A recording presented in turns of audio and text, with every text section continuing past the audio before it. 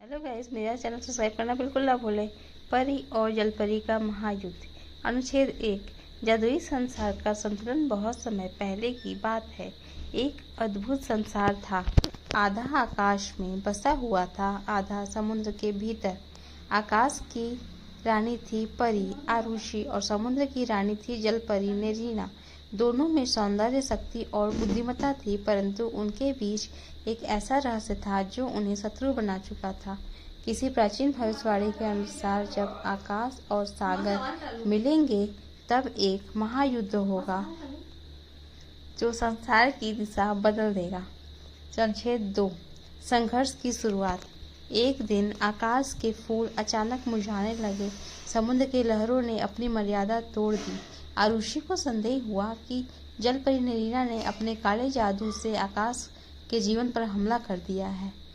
उसे लगा कि परी लोक ने समुद्र की गहराइयों में नीलमणि चुरा ली है, जिससे समुद्री जीवन असंतुलित हो गया। दोनों रानियां क्रोधित हो गईं और उन्होंने एक दूसरे को चेतावनी भेजी। अब समय आ गया है निर्णायक युद्ध का। अनुच्छेद 3।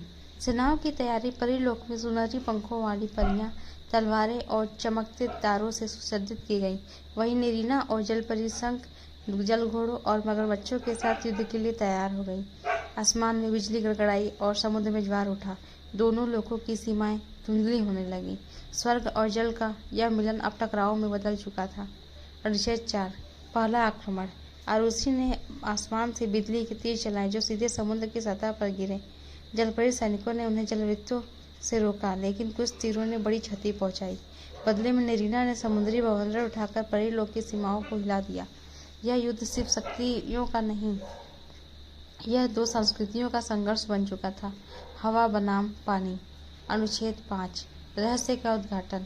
जब युद्ध अपनी चरम सीमा पर था तब एक वृद्ध जल साधु प्रकट हुए।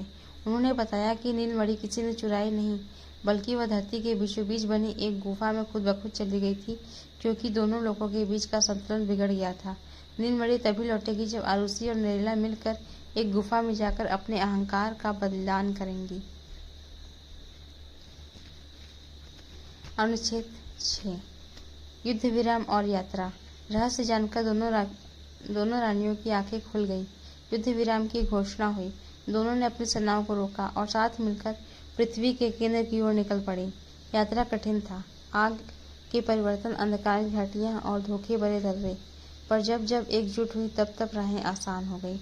अनुच्छेद 7। आत्म बलिदान और जागरण।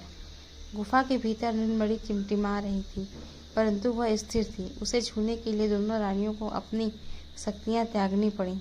आरुषि ने अपना स्वर्ण पंख उतारा और नेरीना ने अपनी जादुई शंख छोड़ दिया।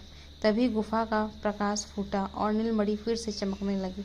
दोनों लोगों के बीच का संतुलन पुनः स्थापित हो गया। अनुच्छेद 8। नया युग। आरुषि और नेरीना ने सीखा कि शांति शक्ति से नहीं, समझदारी और मिलन से आती है। परी लोक और जलपरी लोक अब शत्रु नहीं रहे, बल्कि एक साझा संस्कृति का हिस्सा बन गए हैं। समुद्र की लहरें अब आकाश की ओर मुस्कुराती थीं और परियां अपने पंख गीले करने समुद्र में उतरती थीं। महायुद्ध की एक नई मित्रता को जन्म दिया, जो युगों युगों तक अमर रही।